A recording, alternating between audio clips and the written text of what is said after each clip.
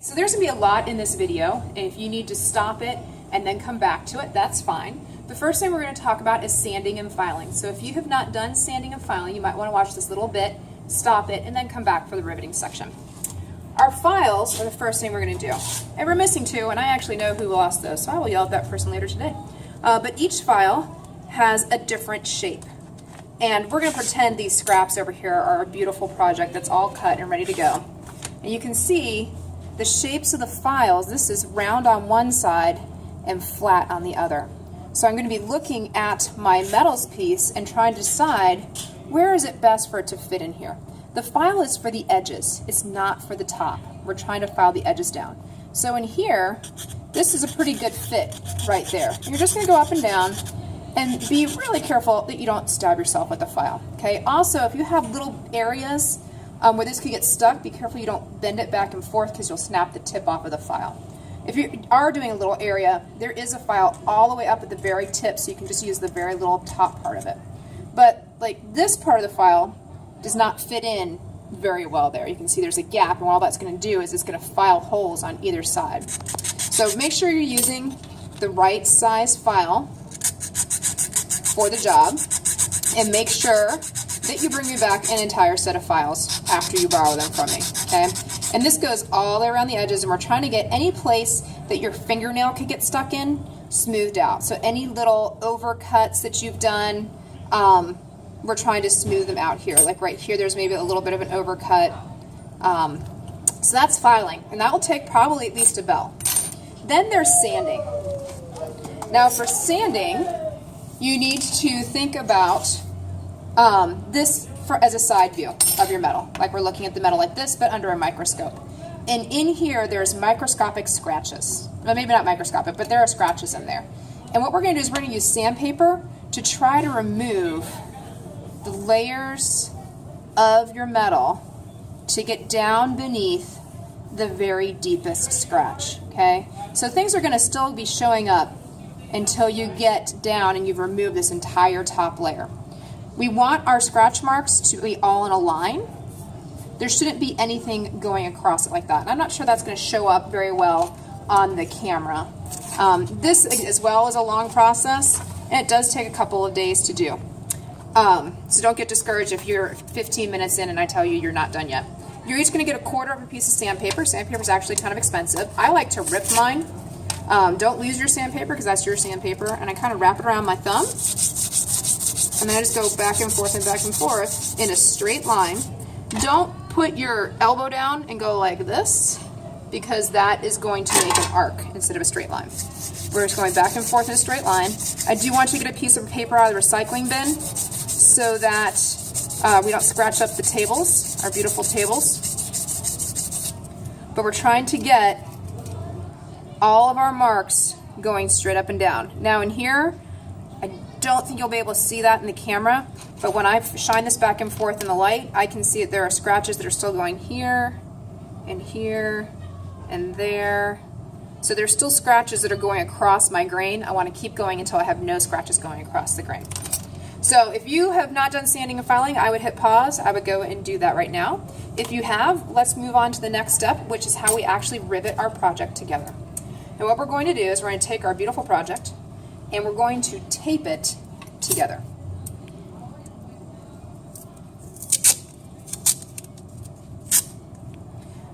And sometimes people, for some reason, like make little tape balls in the middle. I don't know why they do that. We're actually just going to go right over top of it and around the outside. Okay, we're going to tape in at least 2 places, and you're going to rivet in at least 2 places. What a rivet is it's a small nail that we are going to make that has a head on 2 sides instead of on just 1. And that's what holds it in place. Okay. So I now have my pieces taped together. I need to decide where my rivets are going to go. I would try to think about your design and make it symmetrical, because you should have a pretty symmetrical design. Again, at least 2, if not 4. I'm going to put one right here, and I'm going to put one right here. And I'm making sure that this hole that I put in there goes through both pieces of metal. A lot of times if you have something that overlaps, or that you have that little hole, it doesn't hit the piece of metal behind, and then it won't stick together, okay? Then we're going to go right over to here where I have tied this screw to the cabinet so that we hopefully don't lose it. And we should have this pair of hook nose pliers, because I don't want you to smash your fingers. And you're just going to put this right over your little dent. Take the regular hammer, this is just a regular carpenter's hammer, and we're going to make a dent in here. You shouldn't be trying to make a hole all the way through. Just a couple little taps.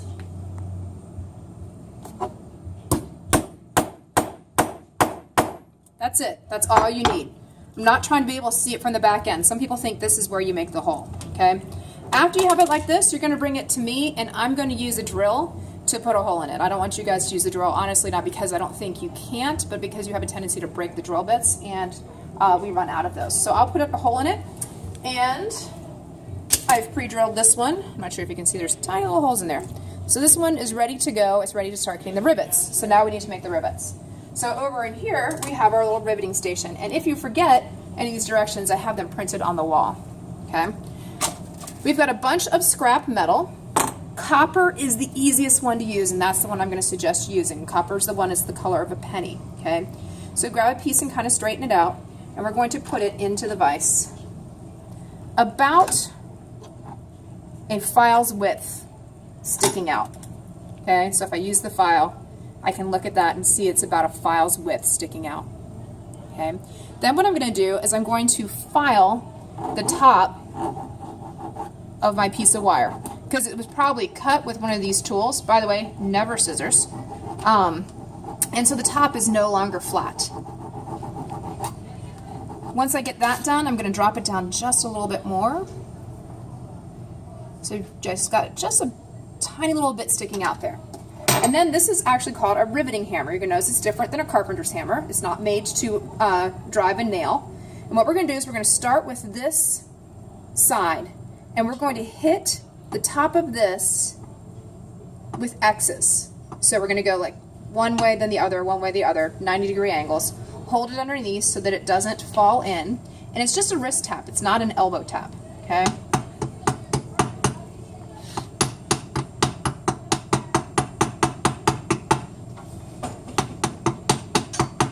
And what this is doing is it's starting to spread out the metal.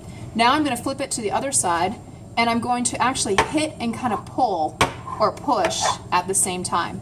And again, the whole point of this is we are trying to spread out the very top of this little piece of wire.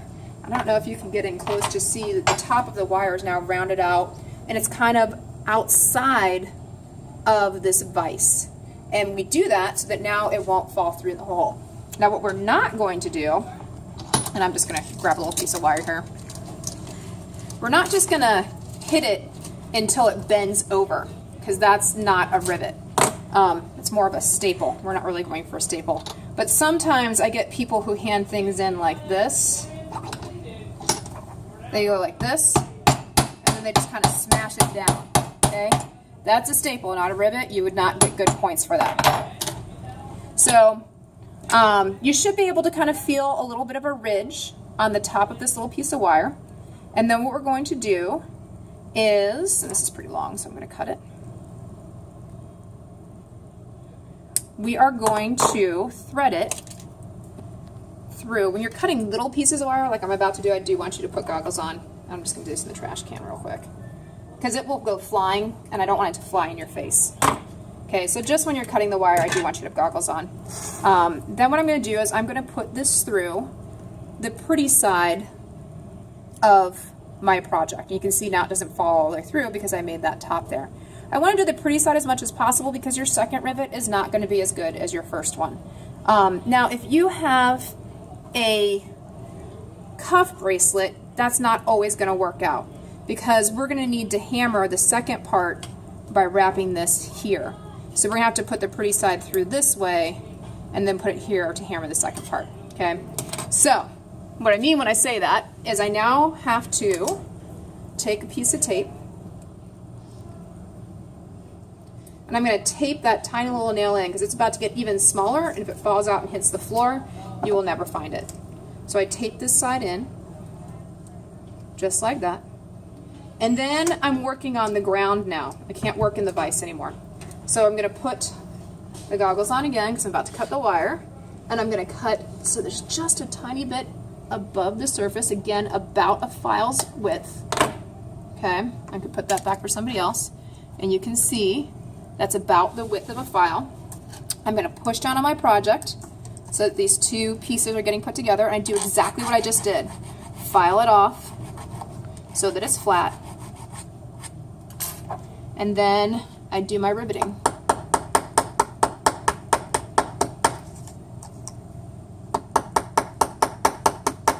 Little wrist taps in both the different directions, trying to spread out that metal so that we close in that hole.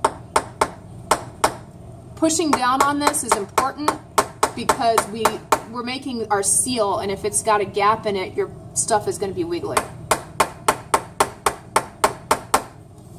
And that is pretty much how we rivet this together. This is called cold joining. At the high school, you might do some blow torches and kinds of things to do some soldering. Okay, you do want to have at least two. I'm not going to walk you through how to make a whole nother rivet, but the reason is because if you don't, this will be like an airplane propeller. By the way, there is a trash can right here, so there's no reason for you to be leaving all these little pieces of tape up here on the counter. Let's try and keep the wire in the wire container and the tape in the trash can that you're not using. But you can see it's now connected together. Does spin around because I haven't done the other rivet over here, but that is how you're going to join your two pieces of metal together.